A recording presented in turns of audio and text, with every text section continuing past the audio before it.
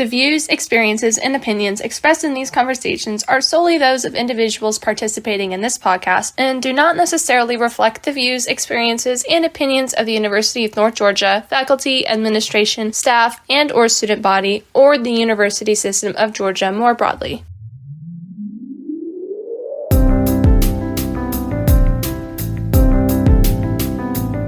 Life as a military college student sure isn't easy, and stepping into university as a first-generation student is quite the test, too. With little background on what to expect, students Deina, William, and James all had a lot on their plates. But by looking back on the people they care about and the goals they hope to achieve, they now know that I'm definitely a stronger person. I definitely have a positive, outlook on things. Yeah. Because I know, you can get through it. I'm Marissa McNecco with Underground U, and today, let's delve into the first challenges Deina had to face in college life.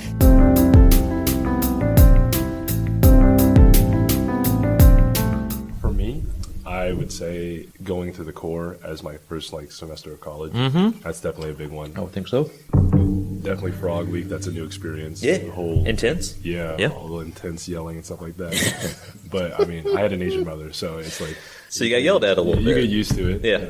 But I think really what helps a lot is having a connection. We were all trauma bonded, right? So even basically, the people that went through it, we all kind of got closer. Yeah. Because you're in hell, a little just kind of where am I? What's happening? Why is this? And it's like everybody's so mad and we have to do all this intense stuff or whatever. And so it's like now you're like my family. Yeah, exactly. So that really helps having a nice baseline connection. Yeah. Some people come into college and they shouldn't aren't so social. Yeah. And they struggle sometimes, mentally. Yeah. Because they have no friend group. Right. That kind of cuts the middleman. Yeah. With the whole thing. And that really helped me. I don't know. Especially kind of once, everything starts kicking in, classes and, all the shit that's going on and everything. And then if you have this core, literally core group and stuff that you can kind of fall back on. Yeah. Did anything besides your mom yelling at you, were you in R2C or anything like that in high school, or did anything prepare you for what that would be like? Not really, no. Yeah. I was just a normal high school kid. Not anymore. Yeah, not anymore.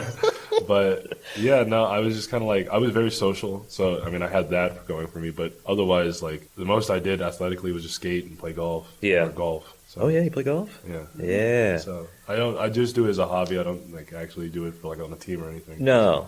It's nice. Yeah, I recently got into that. Yeah. And, I had a friend who was putting on some golf tournament, and he was like, you want to play? I was like, I haven't swung a golf club in 20 years, but sure, I'll play. So we get in it. And I had rented clubs and stuff like that too, or whatever. And we get out there, and I get through the first few holes, and I'm like, I'm not good, but this is fun. It's fun. I like being out here, and we're just hitting some balls and breathing some fresh air, and we're in the sunshine, and it's yeah, it's you can't go when it's not a nice day. It has to be a nice day. It can't be I guess you can play. You can never miss that tee time. No, it's sacred. It's sacred. So yeah, no, it's I'm into it now, and so, I try to go once a month, maybe, and get out there, and it's it's good for my mind, just to peaceful. Get some clarity or whatever, and it's I love it. As for other students also involved in the military, transitioning to college life was rather challenging too. For William, family is super important, and therefore dealing with such a busy schedule distance from them was certainly a hurdle to overcome. It's more my family that helped me get through most of this stuff, because I'm going off the basics soon, and I have to go to college. I'm kind of running away from all my family right now. Yeah. I want to go home every weekend or whenever I can. Yeah. I like to see my dog, hang out with my family, go to church whenever I can. But that's probably got me through most of the stuff. And I'm in the National Guard. We have drills every once a month. And they usually try to get us ready for that, so they yell at us, they smoke us, they make us do stuff we really don't have to do. Yeah. They give us the worst food imaginable. If you ever had an MRE cold, it is not good. Is that to prepare you for the real shit? If you're this is what it's real this is shit. what it's gonna taste like? Yeah, this is what it's gonna taste like. This is how they're gonna yell at you. You're not gonna be able to feel your bones. But they do train us in some parts, we do hand-to-hand combat training. Really? We learn how to breach into rooms, and that's fun. Yeah. Last weekend, we just did our hand-to-hand combat drill. Are you in pads and stuff, or? No, we're kind of just punching each other, or with Brazilian Jiu-Jitsu. Just kind of knocking the shit out of each We're other. just a Brazilian Jiu-Jitsu gym, enough to fit all 100 of us, and they kind of knock the crap out of each other. Oh wow! While trying to teach us self-defense. Yeah. I like how to survive this moment. I like how to put your knee on their chest once you get them down, and pull the trigger. Yeah. And they're kind of preparing me for all that. So You just learn through like defending yourself. Like I don't want to get hit anymore, so I Don't need to get hit learn anymore. learn You this. gotta Yeah. So where do you, so like National Guard? So like where do you go for that training? It's in Kennesaw. Okay. Sorry, that's my sergeant. Yeah. But no, we go to Kennesaw in the 777th Battalion. Okay. It's like an engineering corps. Yeah. Once a month usually. I'm debating if I'm going to go next month because it's my last month with my family. So like, Do you have like? Can you make that decision? I can. I just got to make up an excuse and hopefully they'll believe it. I go see my family. That's my excuse. Like that's it. Like Like I have a family at matter. Like we're seeing my brother-in-law who's getting out of basic. Yeah. You're in the national. Like, how do you get in the national? Is that part of like when you're enlisting? You say you want to do that, or like what? There's like three different places you go to. There's the Army Reserve, Army, and Army National Guard. Yeah. National Guard, you get National Guard. That's one I'm in. Yeah. You get to stay in your state and you can have a job and you're able to get deployed if you want to. Yeah. Army Reserve, it's like the National Guard, but you can't get deployed unless they tell you to. They'll give you usually a week or two notice. In the Army, if you just go active duty, you're wherever they tell there, you to go. Yeah. But what about other students involved in the Corps who didn't choose the National Guard? What did they do? Well, I'm doing mine after. Like I'm commissioning after. I Okay. haven't done like National Guard because with a scholarship, I lose my benefits. But what I plan to do is either go into National Guard like he is, Okay. or go straight into active duty. Because you're on ROTC, right? Yeah. Well, I'm on GMS, which his pays are only like 70% of your college. Yeah. While mine pays for 100% because Okay. I signed a contract where I'm guaranteed to put 4 years right after this. Okay. And so you're not? I am. You are. I actually do. Like with my scholarship, Yeah. I have to commission. I'll be Okay. able to commission. Right. I thought that was the case for. Is it for everybody or is it most or? Anybody that's on a scholarship. Yeah. Basically. Yeah. Okay. Basically signed their soul to the army. But you have the option to do like, some of the duty like now, like, so if you're National Guard, like you have the option to like say you want to defer that or you do it now. You can. Okay. Like what most guys do is usually go 09 Romeo. You see them walking around. They don't go to basic, but they're already part of the National Guard. Yeah. Or part of the Army. And they get the drill up here, Yeah. but they don't go to basic and they don't get paid much. Okay. While me, Yeah. I went infantry. I get paid roughly around 50,000. That's my signing bonus, Uh-huh. and I get paid for being there. And I get to learn a lot more stuff than they do, so it'll help me through my time here, especially going through LDP. Yeah. That's crazy. I didn't know there were all these different like pathways, I guess, and options and Yeah. stuff. Pathways. Yeah, I mean, I knew there were some differences, just with students or whatever, because I've had students like in National Guards, like, oh shit, I got to go to wherever, because I'm needed or whatever, and so yeah. Yet, what are some of the challenges for students not involved in the military like James? What sort of different pathways may they end up traveling? I'm a first generation college student. Cool. Both my sisters went to cosmetic school. Okay. So they didn't really have like the same expectations Yeah. as I do. It's a big change from like high school. Yeah. Obviously. It's an hour away. I drive an hour here every day. Yeah. And full time. Yeah. And I work. But I think it's really important and it's taught me time management skills. Yeah, it's got to. It's it's pretty important to get on those deadlines and Yeah. have your schedule mapped out before Yeah. you actually get out there, which I think will really help me in my career path that I'm choosing. And what brought James to UNG? Was it his career path, his family, or some other reason? It was free to sign up for. That's cool though. Like first generation. Yeah, my grandparents are all immigrants. They all came from, they're all Italian. Yeah. And I have one that's Irish, my grandmother. Yeah. And so my parents were a little strict Yeah. on things growing up, but Yeah. they both didn't go to college. They both decided that they were going to work trade. Yeah. And I guess over like the past couple of years, I've really thought about what I wanted to do and what I Yeah. wanted to pursue. And I have a bunch of uncles that were in Coast Guard or worked as an officer, police officer. Yeah. And investigation has always been something that's really like interesting to me, and Uh-huh. just like the forensic side where they go out there and they find the evidence that might not be visible, and Yeah. how that can help solve something that could be like up to 60 years old. Yeah. It's always been something that really intrigued me, and I figured go for it. Why not? What can go wrong? Yeah. Give it my best shot. Yeah. Did you ever debate like, going to college or not? Like just, knowing that, you can make it, without it or whatever? For a long time, I was very adamant that I didn't want to go to college. I didn't want to further my education. It wasn't really something that interested me. But as I got older, I got a little wiser. Okay. I figured, may as well take that initiative, give it a shot. If it goes wrong, could always try again. Yeah. Now, if you're going into like forensic science stuff, I guess you kind of have to, if that's like the career path sort of deal that you want to be going. That's cool. That's cool. Circling back around to William, how did he go about enlisting? Did he make the decision entirely on his own, or was he influenced by others who surrounded him, like friends or family? Enlisting, that was probably a big portion of mostly my father. He fought in the Cold War and Gulf War. He did that for 7.5 years. He got out because they took away his job, and he wasn't so happy about that, so he didn't want to thug it out for the rest of the time. I was just going to enlist, not try to go the officer route, and I just wanted to be a grunt, have fun, do stupid stuff, and then learn some life experiences from that. But my mom, she always wanted me to go to college, so I kind of just got two halves of it. I kind of combined them together, and here I am trying to become an officer in the Army. My goal is to become an infantry officer, but let's see where that goes. But another one, probably my sister and her husband. He's also in the Army, and I kind of got admired by that guy. And I have my uncle who fought in Vietnam. He was in Saigon. Big part of my me joining. Yeah. He always tells me some of these stories. He won't tell me nothing gruesome, but he'll tell me some of the stories with his buddies out there. Yeah. I kind of enjoyed that, having a sense of brotherhood, sense of kinship. And my mom's side, they've fought in almost every single war since the Civil War. So that's a big way to go. Yeah. So it's definitely like a family. It's a family thing. Yeah. It's a military family, to say. Yeah. Now, my dad's one of the only one on his side besides his uncle. No one else really joined the military because they're all immigrants from World War II. Yeah. Because we're from Czechoslovakia. Well, back then when it was Czechoslovakia. Yeah. Czech Republic. Yeah. Yeah, Czech Republic now. We kind of left after, Germany invaded us. But Yeah. A little bit.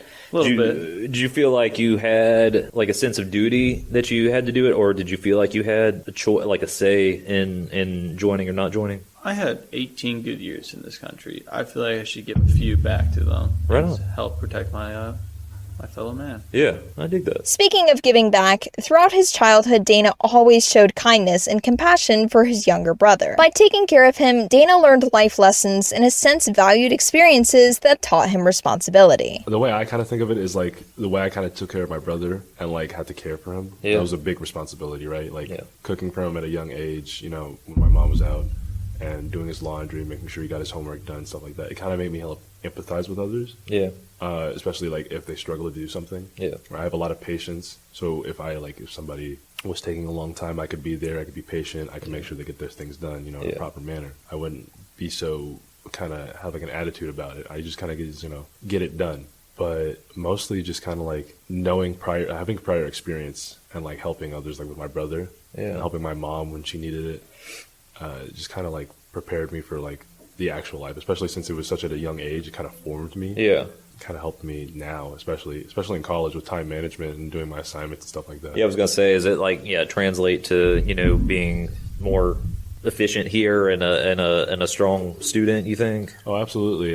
Yeah, because I had to get my stuff done way before my brother had to get his stuff done because it would take longer. Yeah. So I had to make sure that I was finished with my work before I helped him. Yeah. And that also helped me with certain things, before I help anybody else, I need to make sure that I'm straight away. Right. So I can help them properly. Right. How much older are you than your brother? 1 year and a half. Okay, so he's just a little bit younger. He's a little bit younger. Yeah. So how's he so he's a senior in high school, or? He's a junior right now. Junior, okay. When I first came, when my dad passed away, knowing that I had an autistic brother, it was kind of a big surprise. Yeah. But honestly, he's high functioning. He can be there. It's not like he's I'm not too worried about him in the future, but yeah, when it was kind of game time, I had to be there for him. Right. Because how old were you when you went to live with him and your mom? It's 10. 10, yeah. Yeah. Yeah. So that's and we had everything stripped away from us. Yeah.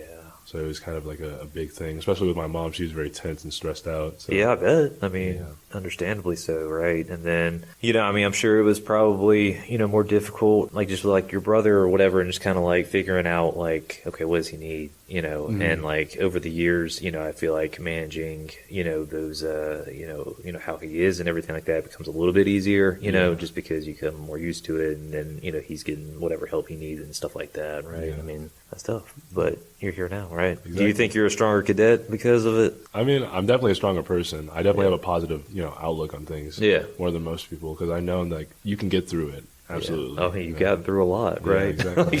That's amazing, and that's why I like to ask these questions and to get y'all to write about, your lives and everything, because otherwise I don't know.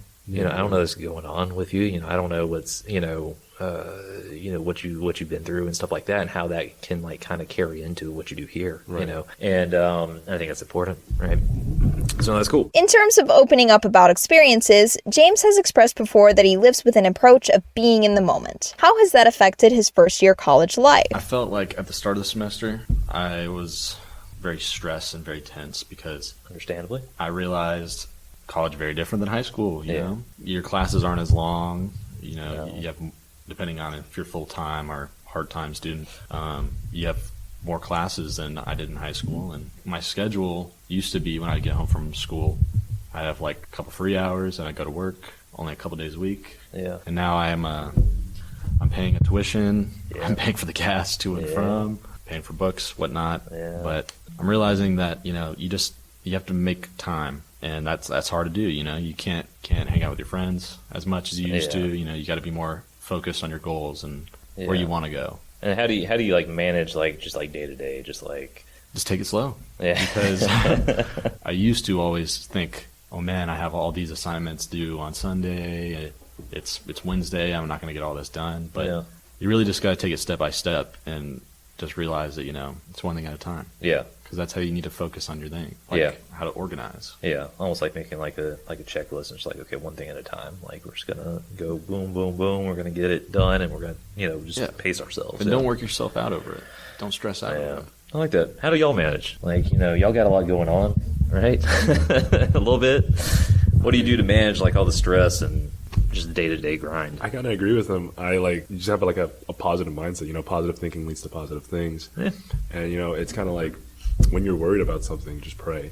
That's Okay. a big thing. That's a big thing in my life because I don't think I mentioned, but with my aunt and uncle, they were always there for me. Yeah. And my mom had to work, and so they would take us to church, and that's where I learned to socialize and meet people. Yeah. And that's kind of where I got closer to God. So I kind of feel like if you have a positive outlook, you take some time to yourself, but that's also important. Right? Yeah. Don't keep doing the same thing over and over again if it's going to keep making you stressed. Yeah, right. Make a change. Yeah, right? exactly. Yeah, it's not working. Fix something.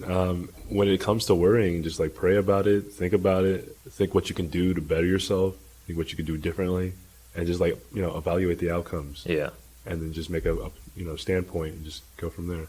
Yeah. What do you do? Managing stuff. Mine's a little bit more simple. Okay. Hey, that's good. White Monster, Creed, and occasionally the Coors Banquet. That's the way to relieve my stress. Okay. On the weekends, sit back, watch the stars, hang out with your dad, maybe watch a football game. Okay. Best way to relieve my stress. Yeah. Any team in particular? Texas Longhorns. Go All Longhorns. right on. Yeah, okay. Yeah, they got to bounce back. Hey, That Georgia game was dicey. big. When Euros come back from that, please. Yeah, That was a right. god awful game. That was surprising. It's bet if it had been close, it was toss up kind of game. It was a I toss-up felt, game, yeah. I did bet but- $100. going into it, it's yeah, sure, why not? We were supposed to be 71-30. That was the odds. We were supposed Yeah. to win by 35. It was gonna be 35-20. Well, I was like, I thought it was going to be we lost by 15. 'cause- Yeah, I was thinking it was going to be a one score sort of game or whatever, and that did not materialize. Not materialized. like Like not that. coming to manifest destiny. That's right there. okay. I don't like Georgia. I went to Auburn. Oh, and so you hate so- Alabama too? Yeah, I dislike Georgia more. I'm not 100% sure why, but it's both biggest rivals, Bama and obnoxious. Georgia, and I don't know. And Auburn's just been terrible for years now. So it's Texas was whatever. terrible for years too. I understand. Yeah. I had to tip my hat every time when RCS lost. Yeah. It got harder and harder every year. But then, last year, we came back out of nowhere Yeah. to beat Alabama. great. I was like, well, how did that happen? Where did this come from? And then we're doing well this year. I was like, then we had to lose at Georgia. And Well, everybody's like, if you're going to lose, that's not a bad. it's not a bad team to lose to. No.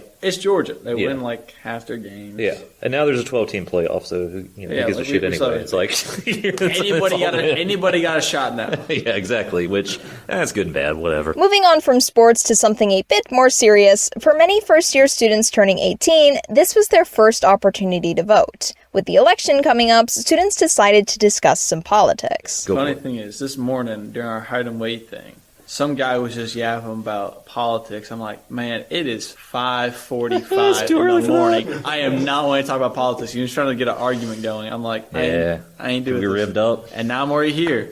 Now we're here. I did vote this year. Nice. I'm guessing these guys could probably. Again, Coleman could guess who I voted for. I did vote for Trump, mostly because I read some of it. I hate doing politics. I hate being part of it. But I was like, it's my duty as a citizen You're in it to now. vote. So I voted for Trump. Didn't know anything else, so I kind of just like kept away from all the other thing. I did vote for Brandon Beach as our senator because he helped me get into this college. He did write me a recommendation letter. So I was like, why not? He did something for me. You know, I know you like maybe stay out of it or whatever, but what, kind of influences you to, vote for, Trump over Harris or whatever? Probably looking back in the last few years, I know because my dad he owns a few businesses. During Trump, he didn't look that stressful, but as soon as Biden came in, half his business values went down by 1.2 million, and he was he was trying to sell, and now he's having to work longer. Yeah, he was supposed to retire by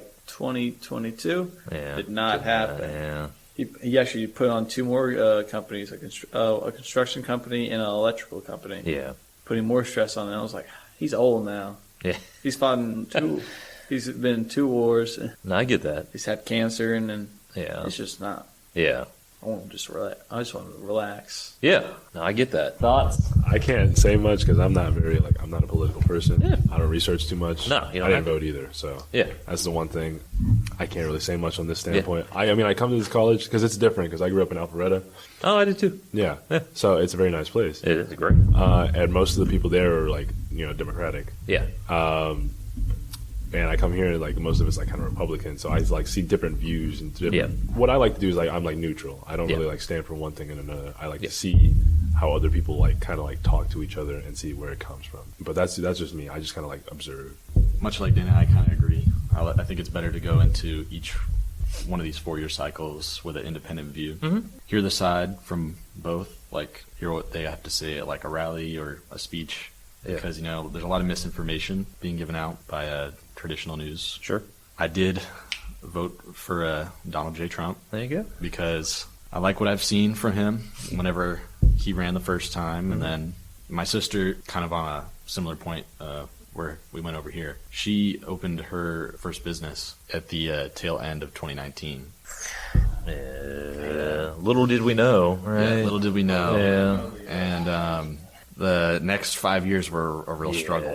Yeah. Things are coming back a little bit, which is a little hopeful for the other side running, Yeah. But I like more of the policy on Trump's side this time around, and could change next election because obviously he's not running for his 3rd term. No. I just think it's very important to actually hear it from the people themselves rather than from news because, for a long time, my whole family traditionally independent, more Democratic leaning, but they see all this these issues and corruption in Washington right now, and they said enough. Yeah. So you just stick to I'm only going to vote for Republican for the rest of my life. Right. One of your Republican representative is a total dirtbag. Right. He's embezzled money. Some people don't care. Yeah. That's just how they're going. That's their group. And I was have an open mindset. Right. And I think it's fine if you lean a particular way or whatever. But I do think it's good to have an open mind and to really kind of think critically about it. And not just because my family is such and such. My family is whatever side or whatever. So I'm just going to check that box, and that's just going to be that. Yeah, I think it's good. It's good.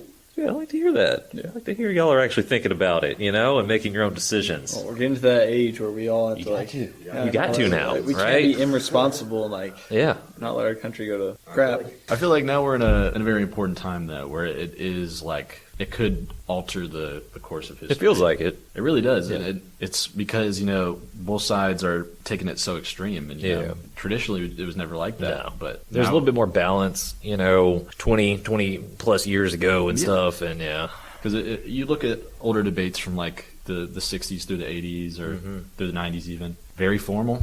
They wait for each other to finish talking. They come up with good questions. They compliment each other. Yeah, don't do that now. No, I don't know if you'll watch the VP debate, but that one was much better. And I was like, now we're talking because now we're actually making arguments and we're actually saying stuff and we're actually having a civil conversation, civil debate or whatever. Yeah.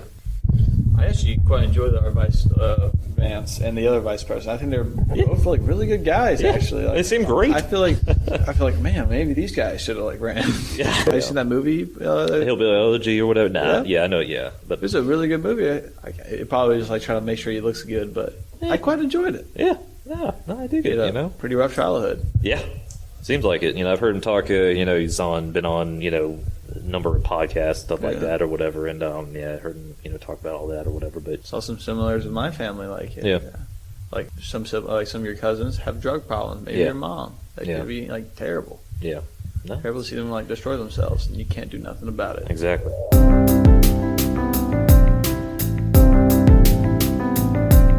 And with that, this episode of Underground U comes to a close. Today, alongside Deina, William, and James, we've reviewed the realities of military students, the unique perspective of a first-generation student, and even the political candidates for the presidential election. I'm Marissa McNeco. I hope you've enjoyed today's discussion, and I'll see you next time.